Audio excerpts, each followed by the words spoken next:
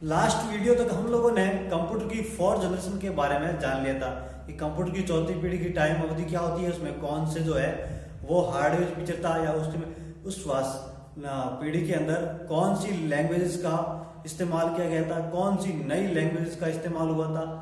और इस प्रकार से जो हमने चौथी पीढ़ी की जो इन्फॉर्मेशन थी वो पिछले वीडियो में हमने जान ली थी। आज हम लोग बात करते हैं कंप्यूटर की पंचम पीढ़ी की, यानी कि कंप्यूटर की पांचवी पीढ़ी, जिससे हम लोग ये कह सकते हैं कि कंप्यूटर की fifth generation of computer. Computer की जो पांचवी पीढ़ी का जो टाइम पीरियड है वो है 1988 से अब तक, यानी कि कंप्यूटर की फोर्थ पीढ़ी का जो टाइम पीरियड था वो था 1975 से 1988।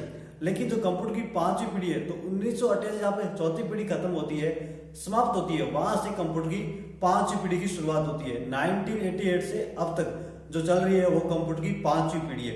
और कंप्यूटर की पांचवी पीढ़ी में जो था यानी कि हार्डवेयर फीचर, तो उसमें एक नई तकनीक का इस्तेमाल किया गया था कंप्यूटर की पांचवी पीढ़ी को ऑपरेट करने के लिए।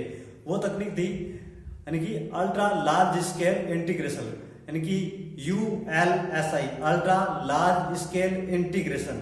ULSI की जो शुरुआत हुई थी वो कंप्यूटर की पांचवी पीढ़ी में एक नई तकनीक थी, यानी कि माइक्रो प्रोसेसर की नई तकनीक थी। जो क्या है, ये एक माइक्रो प्रोसेसर चिप है। ये जो है माइक्रो प्रोसेसर चिप है, जो इसके आने के कारण जो कंप्यूटर का आकार था उसमें कमी आ गई, यानी कि कंप्यूटर के आकार जो है बहुत ही छोटा हो गया। बहुत ही छोटे आकार के कंप्यूटर ने जन्म ले लिया कंप्यूटर की पांचवी पीढ़ी में, क्योंकि जो चौथी पीढ़ी में ले लेता है ना। फोर्थ जनरेशन में कंप्यूटर को जो है वो पर्सनल कंप्यूटर की PC का नाम दे दिया गया, डेस्कटॉप कंप्यूटर का नाम दे दिया गया। लेकिन कंप्यूटर के अंदर पांचवी पीढ़ी में जो है नई तकनीक का इस्तेमाल किया गया, ULSI। ये जो एक माइक्रो प्रोसेसर चिप है जो 10 लाख तक इलेक्ट्रॉनिक उपकरणों को या कंपोनेंट को एक जगह संगठित करके रख सकता है। 10 लाख तक इलेक्ट्रॉनिक उपकरणों को संगठित करके रख, यानी कि एक ऐसी चिप है जो 10 लाख तक इलेक्ट्रॉनिक उपकरणों को अपने अंदर शामिल कर सकता है, या इसके ऊपर शामिल किया जा सकता है माइक्रो प्रोसेसर चिप के अंदर। और जो पांचवी पीढ़ी में जो कंसेप्ट यानी कि अवधारणा है जो लाई गई थी वो थी कृत्रिम बुद्धि अवधारणा, यानी कि आर्टिफिशियल इंटेलिजेंस की अवधारणा को कंप्यूटर की पंचम पीढ़ी में शुरू किया गया था। आर्टिफिशियल इंटेलिजेंस, या इसको हम यूं कह सकते हैं कृत्रिम बुद्धि की जो अवधारणा है वो कंप्यूटर की पांचवी पीढ़ी में लाई गई थी। और कंप्यूटर की पांचवी पीढ़ी में कुछ नई उच्च स्तरीय भाषाओं का इस्तेमाल किया या उनकी शुरुआत की गई, वो थी जावा, VB और नेट, यानी कि जावा, VB और नेट, इन उच्च स्तरीय यानी कि हाई लेवल लैंग्वेज की शुरुआत कंप्यूटर की पांचवी पीढ़ी में की गई। और कुछ जो है तकनीक यानी कि जिनका आरंभ भी कंप्यूटर की पांचवी पीढ़ी में हुआ, जैसे mobile sensor, satellite sensor, voice recognition, तो इन सारी जो है तकनीक का जो आरंभ किया गया वो कंप्यूटर की पांचवी पीढ़ी में किया गया, या फिर यूं कह सकते हैं सिग्नल डेटा प्रोसेसिंग। तो इस अवधारणा का भी जो शुरुआत हुई थी सिग्नल डेटा प्रोसेसिंग की, वो भी कंप्यूटर की पांचवी पीढ़ी में हुई थी।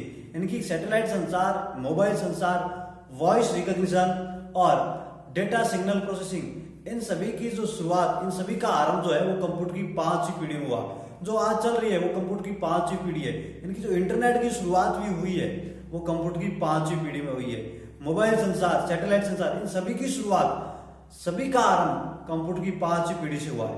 तो आज जो चल रही है वो कंप्यूटर की पांचवी पीढ़ी है। जिसमें इंपॉर्टेंट क्या है कि कंप्यूटर के अंदर कौन सी पांचवी पीढ़ी में कौन सी अवधारणा लाएगी, तो है वो कृत्रिम बुद्धि, आर्टिफिशियल इंटेलिजेंस की अवधारणा को कंप्यूटर की पंचम पीढ़ी में शुरू किया गया।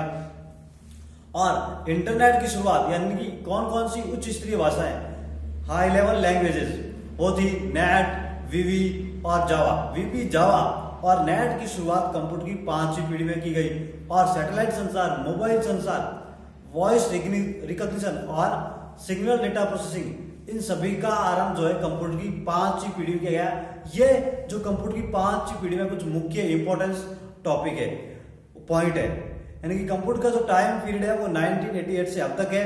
और इसमें नई तकनीक यानी कि ULSI, ultra large scale integration की शुरुआत की गई। यह है कंप्यूटर की पंचम पीढ़ी में। और जो है सिग्नल डेटा, मोबाइल संचार या सिग्नल डेटा प्रोसेसिंग, मोबाइल संचार, सैटेलाइट संचार, वॉइस रिकॉग्निशन और कृत्रिम बुद्धि जैसी अवधारणा को भी कंप्यूटर की पंचम पीढ़ी में लाया गया।